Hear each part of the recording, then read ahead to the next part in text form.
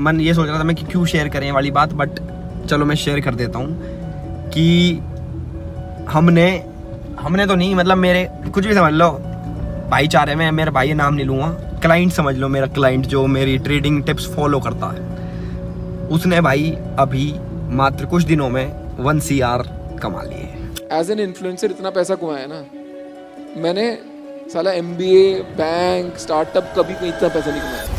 A man is known by the company he keeps, but what about the influencer he follows?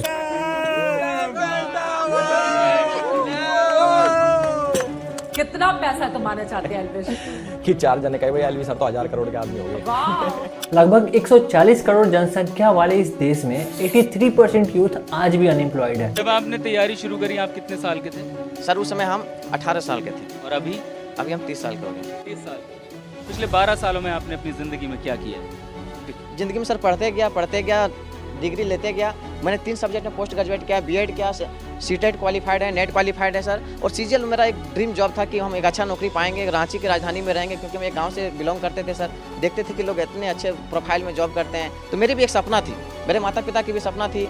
गाँव में हम लोगों को भी ये बहुत इच्छाएं थी कि ये बच्चा पढ़ने में ठीक है तो पढ़ेगा तो कुछ अच्छा करेगा, समाज के लिए कुछ अच्छा करेगा। और वहीं दूसरी तरफ है इंडिया के so called content creator and influencer जो इसी यूथ को लीड कर रही है, अपने लग्जरी कार्स को फ्लेक्स करके, एक्सोटिक लोकेशन को एक्सप्लोर कर इंटरनेट पर अपलोड करके। और इसी कंटेंट को कंज्यूम करने वाले लोग दिन रात बिस्तर पर लेट के बस स्क्रॉल पे स्क्रॉल किए जाते हैं और अपने ही घर में बैठे बैठे ये सोचते हैं कि वो तो फेलियर्स है और धीरे धीरे अपने इस ओवर थिंकिंग को एंग्जाइटी और डिप्रेशन का नाम दे देते हैं। पर क्या आपने कभी सोचा है कि ये जितने भी इन्फ्लुएंसर है इनकी जिंदगी सोशल मीडिया पे इतनी परफेक्ट कैसे होती है? हर तरफ बस लेविश लाइफस्टाइल को शो करना, वर्ल्ड टूर करना और इन सब के पीछे उनका सो कॉल्ड स्ट्रगल स्टोरी चिपका देना। लेकिन इस ग्लैमर और फेम की रियलिटी क्या है? ये फेसेस सिर्फ एक मास्क पहने हुए हैं जो लाइक्स और फॉलोअर्स के लिए कुछ भी कर सकते हैं। यहाँ सोचने वाली बात यह है कि क्या सच में ये लोग हमारे इंस्पिरेशन और आइडल बनने लायक भी हैं? आज की इस वीडियो में देखेंगे कैसे ये इन्फ्लुएंसर और कंटेंट क्रिएटर हमारे मेंटल एंड इमोशनल हेल्थ को इम्पैक्ट करते हैं और कैसे ये सब सिर्फ एक ही चीज के भूखे हैं, आपके अटेंशन की।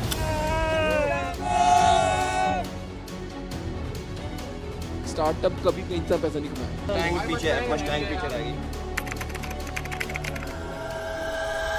टोनी रॉबिन्स की एक बहुत ही फेमस सेइंग है, where attention goes energy flows. आजकल के कंटेंट क्रिएटर आपका अटेंशन ग्रैब करने के लिए लिटरली कुछ भी कर रहे हैं। अब मैं यहाँ किसी स्पेसिफिक क्रिएटर को ब्लेम या रोस्ट करने नहीं आया हूँ, पर अपने पॉइंट्स को एग्जांपल देके जरूर समझाना चाहूंगा। एग्जांपल में जैसे डोली चाय वाला और पुनीत सुपरस्टार जैसे क्रिएटर्स जो आपके अटेंशन को ग्रैब करने के लिए ऐसी ऐसी हरकतें करते हैं जो एक नॉर्मल इंसान तो नहीं करता। डोली चाय वाला ऑलमोस्ट अपनी जीभ से बनाई हुई चाय की वीडियो इंटरनेट पर अपलोड करता है चंद कुछ व्यूज और एंगेजमेंट के लिए, जिसे अब एक आम इंसान तो दूर की बात है, बड़े बड़े कंटेंट क्रिएटर्स और बिजनेस एंटरप्रेन्योर्स इसके साथ कोलैब करने आते हैं। The collab we never expected. और पुनीत सुपरस्टार कैसा कंटेंट बनाता है मुझे आप सबको बताने की जरूरत ही नहीं है। और ऐसे ही थोड़ी ना ये सो कॉल्ड क्रिएटर्स आपके कॉलेज डिग्री पर पिस ऑफ कर रहे हैं।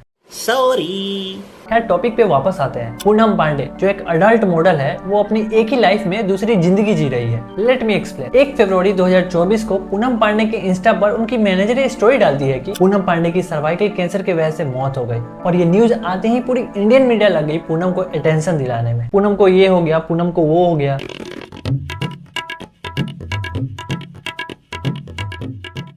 और इसके बाद कुछ ऐसे लोग जो पूनम को जानते भी नहीं थे वो भी पूनम को सर्च करने लग गए। लोग मिल गई पूनम को अटेंशन। लेकिन उसके अगले ही दिन यानी 3 फरवरी 2024 को पूनम एक वीडियो डालती अपने इंस्टा पे कि उसकी मौत हुई ही नहीं थी और वो सर्वाइकल कैंसर के वैक्सीन को प्रमोट कर रही थी। पर मेरा सवाल यह है क्या पूनम से सर्वाइकल कैंसर जैसे बीमारी के वैक्सीन को प्रमोट कराना सही था? सर्वाइकल कैंसर 9 से 14 साल की बच्चियों को होता है और मुझे नहीं लगता कि पूनम की ऑडियंस 9 से 14 साल की बच्चियां होंगी। लिटरली मजाक बना रखा है हर चीज का जस्ट थोड़ी सी अटेंशन पाने के लिए। ये अटेंशन ग्रैबिंग टेक्निक के चक्कर में आजकल के इन्फ्लुएंसर किसी भी हद तक जा रहे हैं। अब बात आती है उस इल्यूजन की जो इन्फ्लुएंसर क्रिएट करते हैं जिसे हम परफेक्ट लाइफस्टाइल कहते हैं।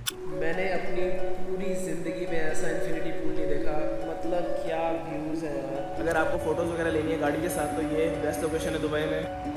वहाँ खड़ी है Mustang GT 500 Shelby edition. The grass is always greener on social media. आजकल सोशल मीडिया पर हर दूसरा इन्फ्लुएंसर एक ऐसी लाइफस्टाइल दिखाता है जो एक फेयरी टेल जैसी होती है। सोशल मीडिया पर दिखाई गई वो परफेक्ट बॉडी, परफेक्ट रिलेशनशिप और परफेक्ट लाइफ बस एक मार्केटिंग टेक्टिक्स होती है। मैं आपको इन्फ्लुएंसर के पॉइंट ऑफ व्यू से एक चीज बताता हूँ। एक इन्फ्लुएंसर ने 2 अलग अलग फोटो पोस्ट की, एक काफी अच्छी थी और एक काफी डल थी। पर अगर उस डल फोटो पे ज्यादा लाइक्स आते हैं उस अच्छी फोटो के कंपैरिजन में, तो उनके लिए वो डल फोटो ही परफेक्ट फोटो है। सीधी सी बात है, सबसे व्यूज, लाइक और आपके अटेंशन के भूखे हैं। कुबरा आइकत एक 26 साल की टर्किश टिकटॉकर जो 2023 में एक वीडियो वायरल होने की वजह से फेमस हुई थी, जिसमें उसने खुद से ही शादी की थी। वो 23 सितंबर को अपने अपार्टमेंट के 5th फ्लोर से कूद के सुसाइड कर लेती है। इन्वेस्टिगेशन होने के बाद एक सुसाइड नोट मिलता है जिसमें उसने लिखा होता है कि वो कई दिनों से स्ट्रगल कर रही थी अपने वेट गेन को लेकर। सुसाइड करने से कुछ घंटे पहले ही उसने एक पोस्ट किया था जिसमें वो अपने लग्जरी लाइफस्टाइल को फ्लेक्स कर रही थी। पर आजकल लोग कैमरा के आगे कुछ और है और कैमरा के पीछे कुछ और। गौरव तनेजा एके फ्लाइंग विश जो एक फिटनेस इन्फ्लुएंसर है, कुछ महीने पहले तक वो अपने सोशल मीडिया पे फैमिली व्लॉग्स अपलोड किया करते थे। देख के ऐसा लगता था उससे ज्यादा परफेक्ट फैमिली किसी की है ही नहीं। पर रिसेंटली कुछ दिनों पहले इंटरनेट पे ये र्यूमर्स फैला कि गौरव तनेजा अपनी वाइफ रितु राठी पे चीट कर रहे हैं और उनका डिवोर्स होने वाला है। और इसके लिए दोनों ने अपने अपने लिए स्टैंड लिया और जब र्यूमर्स ज्यादा बढ़ने लगी तब उन्होंने इंस्टा पर साथ में एक पिक अपलोड करते हुए tough time of their marriage बताया। अब हो सकता है कि ये भी कोई अटेंशन ग्रैबिंग टैक्टिक्स हो, क्योंकि आजकल सब फेम के भूखे हैं। और ये जितने भी सौरभ जोशी और गौरव तनेजा जैसे व्लॉगर्स हैं जो अपने व्लॉगिंग में हैप्पी फैमिली और लग्जरियस लाइफ दिखाते हैं, ये सब बस कैमरा और इंटरनेट तक ही होती है। रियल लाइफ में ये भी हम और आपकी तरह ही होते हैं विद इनकी एक्स्ट्रा मार्केटिंग टेक्टिक्स। अब बात करते हैं उन कंट्रोवर्शियल इन्फ्लुएंसर्स की जो सोशल मीडिया पर अपने कंट्रोवर्शियल कंटेंट की वजह से फेमस हुए हैं। वैसे तो आप मेरे भाई हो, पर मैकडी की हम तो ये बनाएंगे। आप तो मेरे भाई हो, परमिशन कहाँ लिखा है? लिखा कहाँ है?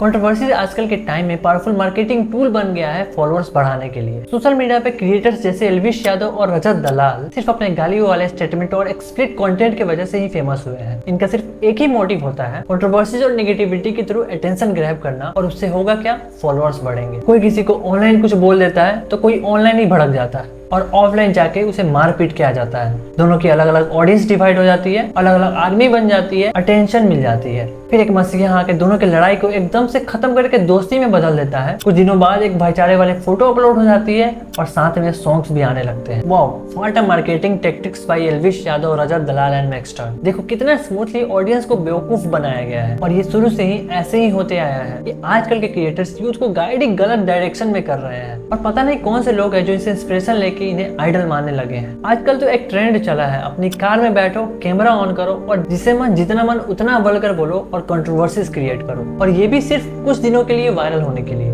एक टाइम के बाद इन्हें कोई याद नहीं करेगा, सब वैनिश हो जाएगा। पर हमारे और आपके लिए ये ट्रेंड्स कभी खत्म नहीं होंगे। एक ट्रेंड जाएगा तो दूसरा ट्रेंड आएगा। तो आखिर इसके पीछे हम अपना प्रीशियस टाइम क्यों वेस्ट कर रहे हैं? क्यों आज भी 83% यूथ अनएम्प्लॉयड है? इसका एक रीजन ये भी है ऐसे कंटेंट क्रिएशंस। ये कभी आपको सही डायरेक्शन में गाइड कर ही नहीं सकते। इंटरनेट पर अलग अलग प्रकार के कंटेंट हैं। ये आप पे डिपेंड करता है कि आप कैसे कंटेंट चूज करते हो। अपने कंटेंट क्रिएटर्स जिनको आप देखना चाहते हो उन्हें वाइजली चूज करो, जो आपको सही डायरेक्शन में गाइड कर रहे हो और जो सच में आपके आइडल बनने लायक हो, न कि उन्हें जिन्होंने कंटेंट क्रिएशन को कचरा बना रखा हो। इंस्टा पे दिन रात सॉफ्ट पोर्न स्क्रॉल करने से अच्छा है यूट्यूब पे कुछ वैल्यूएबल चीजें देखो और अपने गोल्स के लिए हसल करो। यही छोटी छोटी चीजें हैं जो आपके गोल्स को अचीव करने में आपको मदद करेगी। देखो, मैं ना तो यहाँ किसी को रोस्ट करने आया था और ना मैंने रोस्ट चैनल खोल रखा है। हमारे इस यूट्यूब चैनल को खोलने का एक ही मोटिव है, स्ट्रॉन्ग माइंडेड पीपल की एक कम्युनिटी बनाना जो बियॉन्ड द लाइंस जाके थिंक कर सके। और अगर आप भी हमारे इस स्ट्रॉन्ग माइंडेड कम्युनिटी का हिस्सा बनना चाहते हो तो हमारे चैनल को सब्सक्राइब कर लो और कमेंट्स में आई एम स्ट्रॉन्ग माइंडेड जरूर लिखना।